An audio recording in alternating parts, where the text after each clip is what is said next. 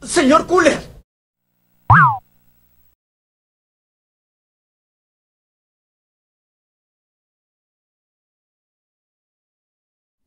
Hello, I'm Brogan Brainstorm, continuing my E3 2015 recap. We're now on to EA, Electronic Arts, the worst company in America. Was it the world? Was it the world or America? I forget. But so as I've mentioned, a lot of these conferences like to start off with the surprise reveal and end with the thing you all know is coming. And so they started off with the surprise reveal of about 20 seconds of Mass Effect Andromeda. Not much details, it's mainly just a person with an Omni tool and a suit of armor and an N7 armor. And they pose and it reveals the title. Not much really happens on it. We have a name, I guess. And then they do a Need for Speed reboot, which has no gameplay. For the longest time, it doesn't really have a lot of gameplay. It's mainly just cinematic, trailer, bullshot. That's a new term now, bullshot. I just learned it from my friends this conference. I've never heard of it before, but after what we've seen with Aliens, Colonial Marines, and Watch Dogs, bullshot is basically they're making it look good for you for the trailer so that you buy it thinking it'll look good, when they're really just kind of doctoring it up and it doesn't look quite as good when you buy it. That's what a bullshot is. It's kind of a combination of bullshit and screenshot. Anyway, Need for Speed reboot. I think it's reboot. I have not followed racing series at all. The graphics on it look real good. It's probably bullshot, but when it looks good, it does. Then they had Star Wars The Old Republic expansion. Again, entirely cinematic.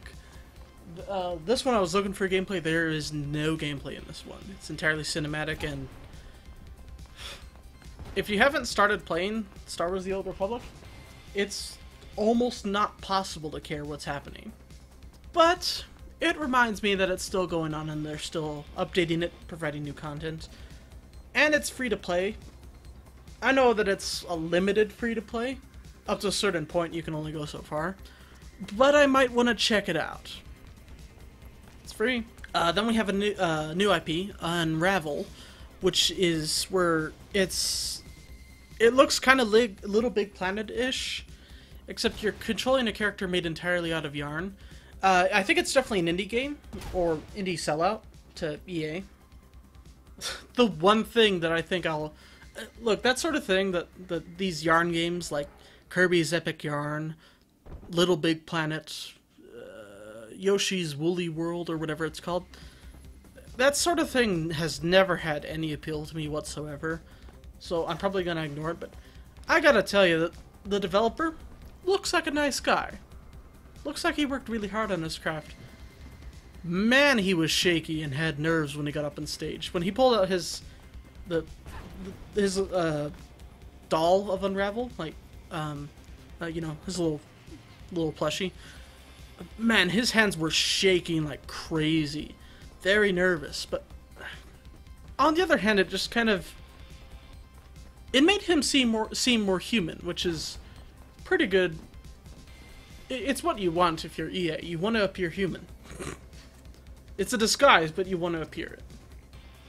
But this guy, I kind of feel some sympathy for him. Imagine working your entire life on a game, and then, like, this is your life's work, this is your ambition, and you get up on, and you know that it's kind of a niche thing. If you're making a game where your character's made out of yarn, you gotta know that it's niche. It's not gonna sell Call of Duty numbers. You have to adjust your expectations, but if this is your first major life's work in game development, that stuff, it's a pretty tense moment when you're standing up there in front of E3, the legendary conference, and you have to sell your game to the public.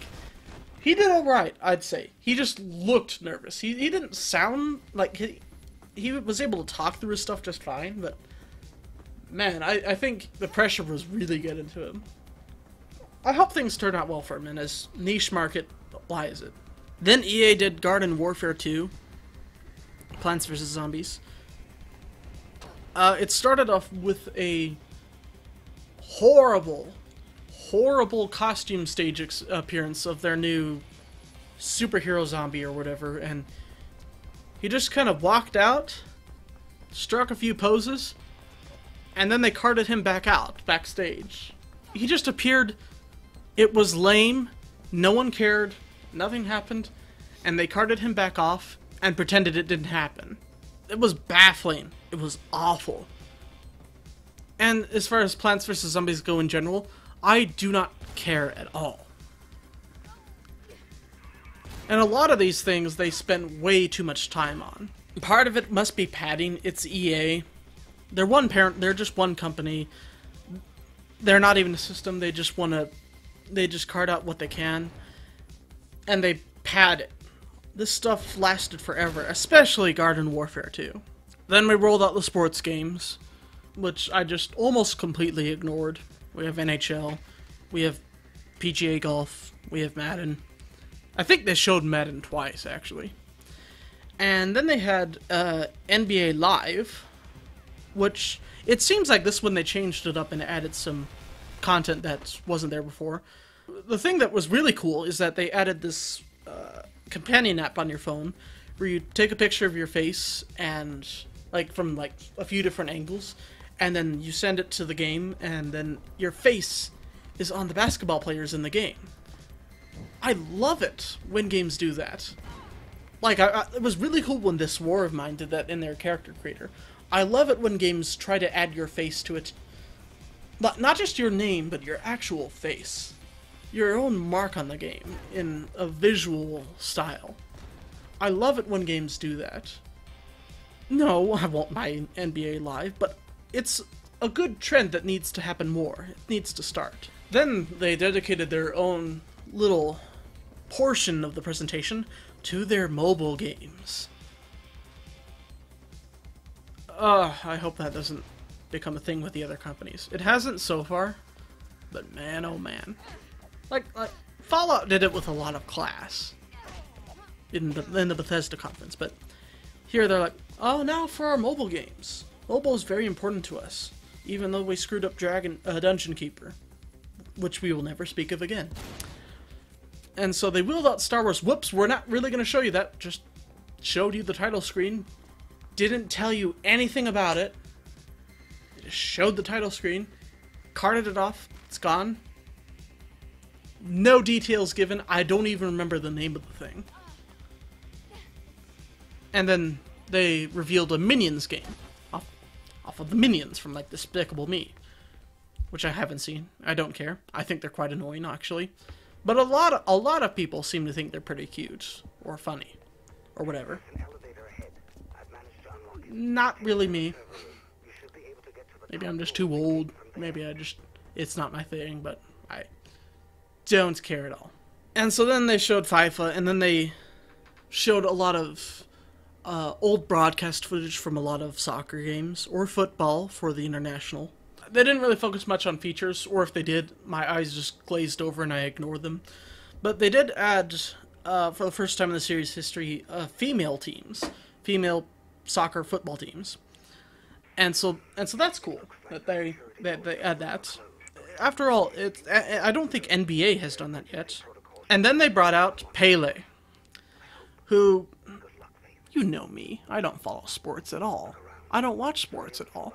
But Pele is apparently a pretty big soccer legend. And they brought him out to talk about soccer. They brought up some chairs, they sat up on stage, and they talked about soccer. It felt like they talked for about 15 minutes, maybe 20. It felt like an eternity where they just talked to him about it. And look, I understand that he's probably a legend, but time and place, man. That's not something you do at E3. That's something you do on ESPN or whatever. Make a documentary about this guy. But You know what? No. He just sat... It's just this old guy sitting up on stage talking about soccer for about 15 minutes. Felt like 15 minutes. It may have been less. It felt like more. And so... what's really funny is that Ubisoft's conference had to be delayed because EA's went on too long, or there was a scheduling conflict or something, but EA's conference went on long enough that Ubisoft's had to be delayed 30 minutes or whatever.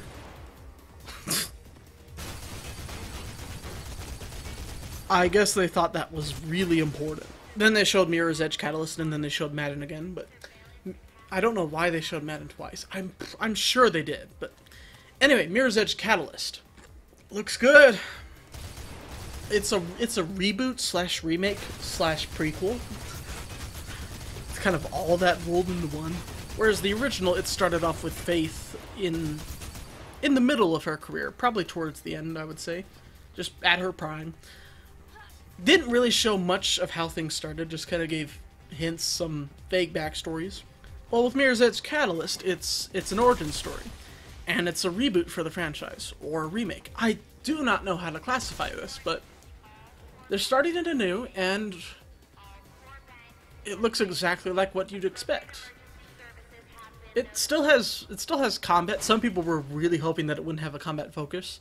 I think since it's an open world game, there's definitely a lot more emphasis on platforming, which is what they should go with. But it looks good. I really want to see Mirror's Edge Catalyst succeed. It's one of those things where it's one of those I want to believe scenarios where you want to believe it works out. And it's DICE. DICE doesn't usually screw things up so bad. And honestly, even if it's only slightly better than the original Mirror's Edge, it's still going to be a pretty darn good game. Mirror's Edge 1 had problems, but they were overlookable problems. And so even if Mirror's Edge Catalyst is just somewhat better, satisfied, you know? And from the looks of it, that's what it's going to be. Then they ended with Star Wars Battlefront. They ended with a huge Hoth battle, with a lot of bull shots. I had recently played Battlefront 2, and I was comparing notes with the Hoth levels from there. Yeah, it looks a lot better, a lot bigger, a lot like it has a lot more going for it. The controls are a lot more streamlined. The original Battlefront was kind of clunky. Especially the first-person perspectives, they weren't that solid or dead-on. It seems like Star Wars Battlefront 2 with a lot more polish. There's not really enough to really distinguish it. Like, again, it's Hoth. How many times have you seen the Hoth battle? Plenty. How many times have you seen Luke Skywalker and Darth Vader fight in the Hoth battle? What? I almost spit Mountain Dew out of my mouth while I was drinking when I saw that surprise reveal of Darth Vader. Even when I saw the guy getting choked, I still didn't know that he was that close up in your grill and all that. I mean, he has a grill, so I can say that. Man, please don't screw this up. I really want to believe. If Star Wars Battlefront succeeds, and if Star Wars Episode 7 succeeds, Star Wars is going to be set for like 20 years. They'll be able to buy goodwill for the film and gaming areas for a very long time. Many predict ill for Star Wars Battlefront, but I don't know what to believe. I still have hope. But it's not like I'm going to be dumb enough to buy it at release. Oops, sorry. Like I said in the Bethesda conference, I don't buy a lot of stuff at release. Mainly because it usually doesn't work out well. Especially when EA is involved. But if Battlefront succeeds, I might. If the early reviews go, it's pretty good. I think a lot of people might be harsh on it, because it's EA. But it's also DICE, and DICE usually does well. So, we'll see.